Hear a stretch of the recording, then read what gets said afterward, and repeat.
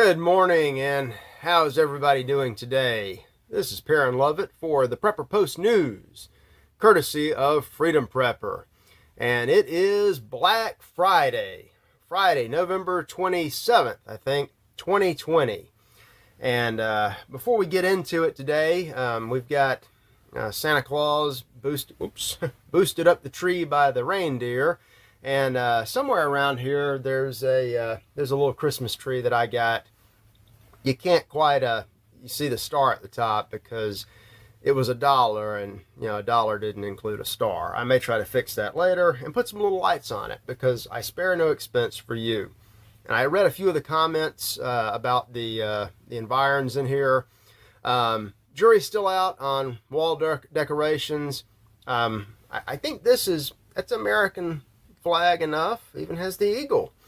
And as you saw yesterday, sometimes we even do break out the Bible. So, but I certainly appreciate all the comments, particularly about my eyes contrasting off of the walls. Yeah, it may be one of those shows today, but I've got some. As I said yesterday, I didn't want to burden you with too much of the heavy news of the week, and some of this is backed up from last week. But I think today is the day. I want to hear what you have to say, certainly about our feature topic, but also about anything else that you want to comment on, because your comments are just fantastic. And share the channel. Click around, send it to people who are not necessarily on YouTube all the time, friends, relatives, acquaintances, and kind of spread the word. I want to get the subscriber base up to a good 10 million or so, or 10,000, something like that. It's quality, not quantity here, and you certainly do your part every day to help. Also, I want to give a plug for some of the other videos that are put up by Freedom Prepper. We've got a growing bevy of things we're working on. Most of these are just prepper tips, similar to what you find at other channels, but with our flair. And yeah, there is a variety of robot voices on those. It takes quite a while to film these short segments and quite a while to do the post-production. So sometimes the bots help. But in the future, you may look for some interviews here and some more topics. There's some things that I promised that I really gotta get to. Let's get right into today. It's Black Friday, and Black Friday matters. And in the article at Freedom Prepper, I have a goofy title, and I chose it because this year and today it makes a little bit of sense. But what I want to get at is, the question I have for you is, what do you think of the direction that our side is taking? And I know our side is kind of a vague phenomenon. When I came on, I was told that Freedom Prepper was a bunch of conservatives, libertarians, and Christians. And by and large, that's what I see. I think it's safe to say that we are on the right. And welcome if you're a left-wing prepper among us, or a political atheist among us. That's fine. I drift all over the place on the hard right, and I just wonder about certain things. We've got a lot going on. There's a lot of distraction still in the news. I've got a couple of stories about that. But we're facing one of the biggest messes and decision-making processes in American history. And, it's going to go one way or the other. And I understand the keeping up of hopes.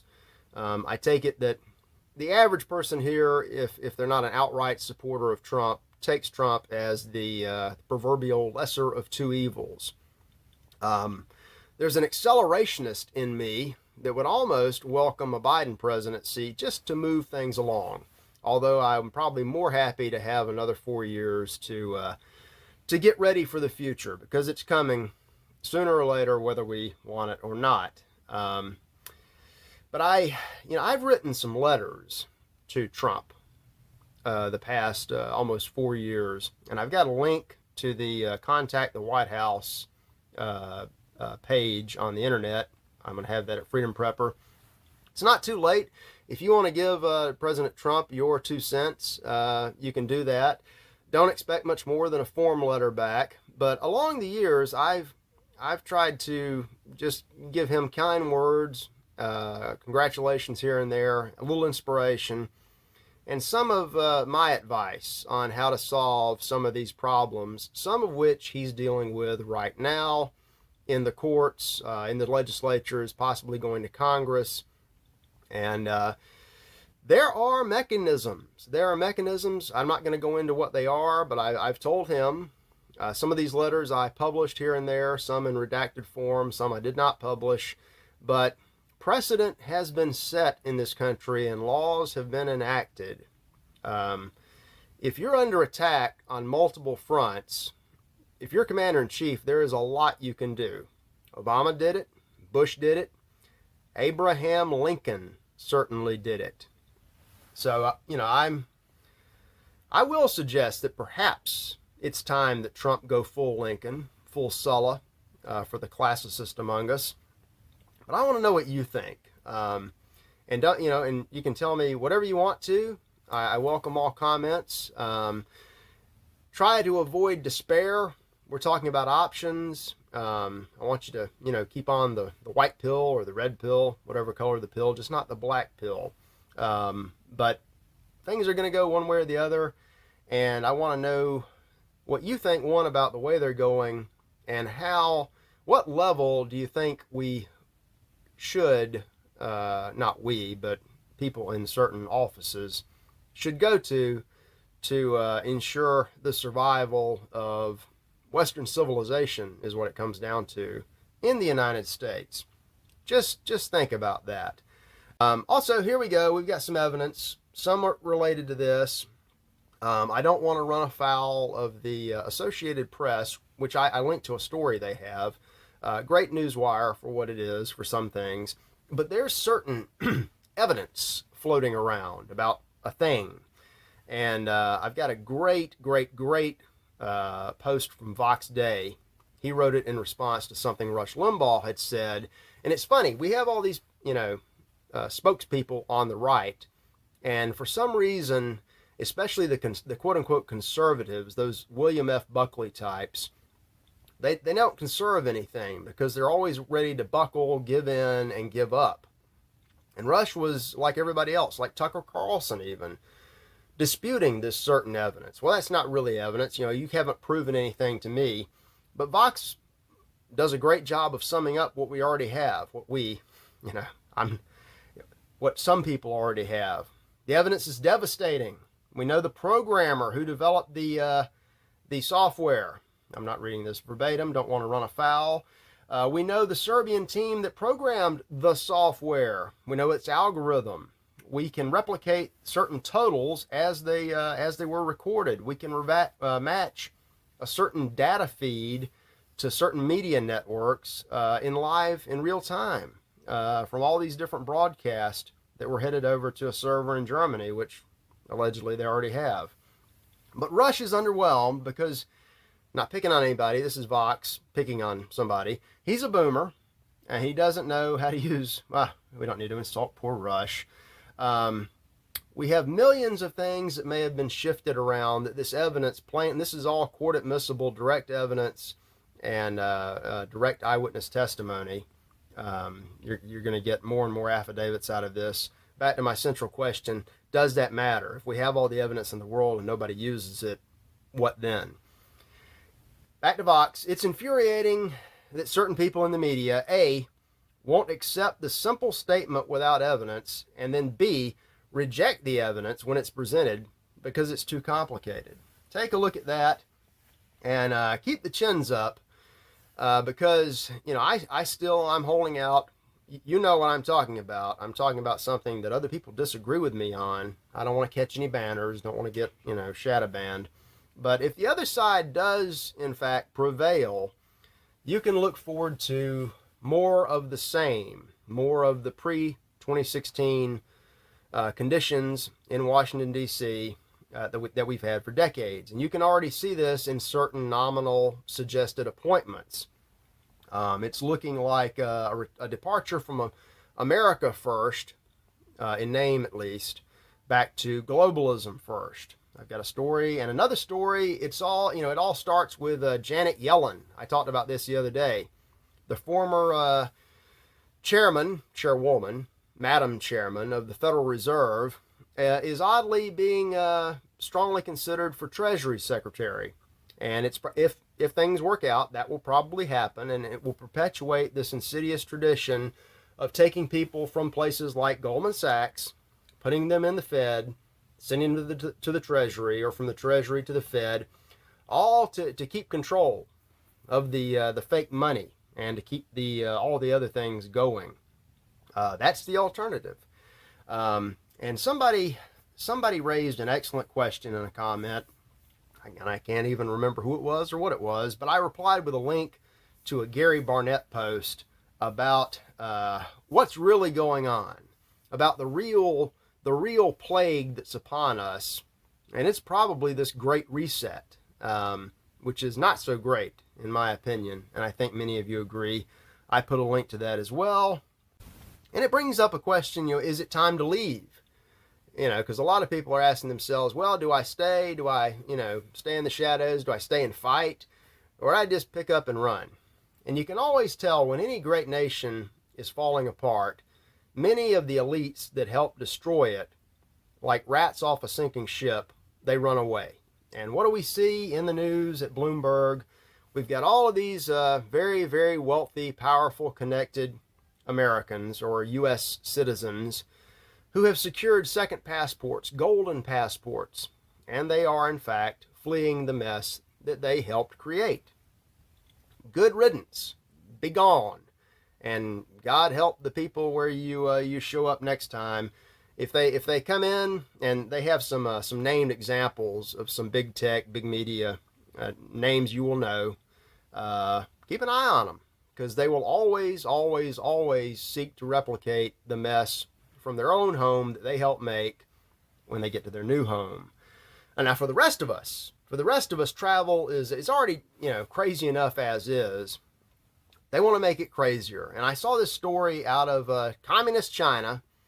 They were just chomping at the bit to execute a new form of a digital passport to get around a certain pandemic. This would, it's mark of the beast tracking. And I said, well, this is, I'm going to write this off. I'm not even going to bother the people with this. Turns out I don't have to, because you have the exact same thing now, not just proposed, but apparently in the advanced stages of development, coming not from a communist government in Asia, but from airlines all over the world, many of them private corporations. And libertarians never forget that a corporation is just a fake person. It's a fake person created to dodge responsibility, and it starts as a government mandated entity. You have to start with that charter. It's an extension of the government for purposes of, fill in the blank, avoidance of liability. So these private companies are coming up with the exact same thing that the communist would give us. And you will either have to, if it comes to pass, and things like this have a way of sneaking up and happening and never going away. We know so much about 9/11, and we know that we know so little about 9/11, and yet we're still stuck with parts of the Patriot Act that make it impossible to fly the way you used to. When my dad started traveling a long time ago, the procedure was simple. You showed up, you bought a ticket, you got on the plane, and it worked beautifully. And now you show up, you get irradiated by backscatter X-ray radiation, you get felt up, you get herded around, and you got to wear a mask, and it's a big mess. They can make it worse. Read this story from The Week about the tracking system they want to put into place, because however much control they have, they always want that much more, and they have the strangest way of getting it. A brief departure. I think I've got time. I'll speed the rest up. 19 years ago, we had a big change in airline travel that was already heavily restricted because of some people did some things, and the rest of us had to pay the price. One year, I could fly commercial with a pocket knife, and the next year, I had to empty my pockets, take off my shoes and my belt, and be treated like a prisoner, despite the fact that I hadn't committed no crime. You too. I was up at a Federalist Society function right after 9/11, and they were talking about, the Patriot Act we'll have security on the air marshals and chafing flares. It'll be safe. I said, well, hey, why don't we just go back to the Second Amendment? Like you had in the 1960s and early 70s, have Americans carrying guns the way that we're supposed to, even on planes. Because if there'd been a couple armed people on those planes, the big story of the day was, dead terrorists shot by good people. And there are stories. There's a story out of the 70s, I think early or mid 70s. There was a plane that got hijacked. And the pilot gets on the intercom. He says, hey, I got this jerk up here with a knife. Would anyone with a gun please come deal with this? And somebody with a 38 Special came up and dealt with it. And so to help us out, Congress soon banned carrying guns on planes. Now they've banned knives, bottles of liquid, and soon they're going to want your DNA. So deal with that. And it's even, getting back to the news, it's even internal now. It has been all this crazy year of 2020. Read about the new restrictions and the police state lockdowns in New York. Where else? More news. Europe too is under attack. Same things going on over there. And yet, while the people suffer through lockdowns and the Great Reset, all this upheaval, the usual suspects are so concerned that a bunch of enemy invaders, who don't belong in Paris anyway, have been so mistreated by the cruel police.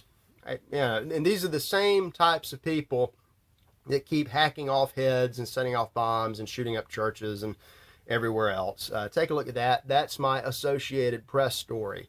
And somewhere I learned that the Associated Press had recently called something. I guess they're calling for kind treatment of enemy invaders.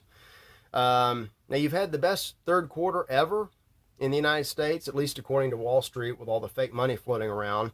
For some odd reason, everybody out in flyover land has had a different experience. And now millions of people, a record number, are set to lose their homes because all the bailout funny money programs are ending, and these people don't have jobs and they can't make mortgage payments. So the banks, part of the system, they're going to absorb more wealth. They're going to take ownership of real property and leave you in a bankruptcy court, hopefully getting a full discharge. And now I don't have nearly enough time to get into this. Something I've talked about. They finally published my big story, the brief history of the Federal Reserve System and how it affects post-World War I United States foreign policy. The two are they're linked together like that. It's called Debt and Bombs. It's a fascinating story, about 4,000 words. I'm not going to get into it.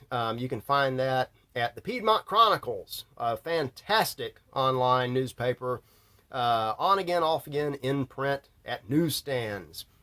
One thing I'll take issue with, kind of rib at the very good libertarian editor. In my story, I assert that the Republic, everybody talks about the Constitution and the Republic. Well, for all intents and purposes, your Republic died before 1960, or no later than 1861. It was replaced by an American empire. And the Federal Reserve Act helped convert the American empire into the United States empire that went global and started bombing everybody.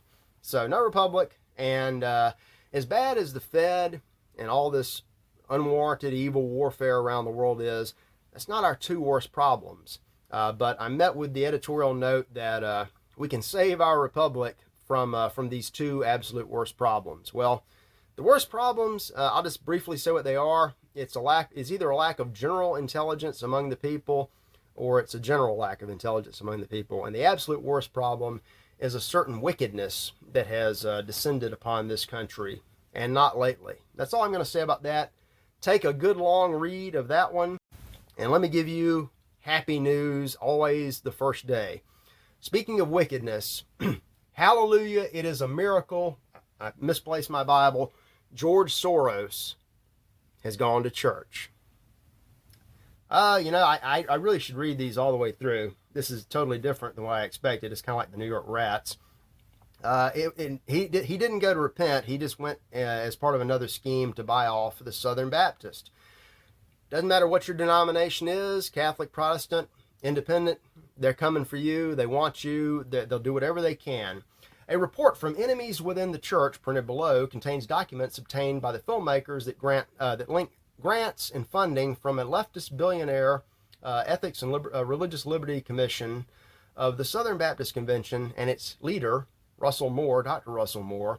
The documents include grant data showing the Democracy Fund, Soros, provided $50,000 for this and that, controversial. Other documents in the report include Dr. Moore's name in some Podesta emails released in 2016 by WikiLeaks.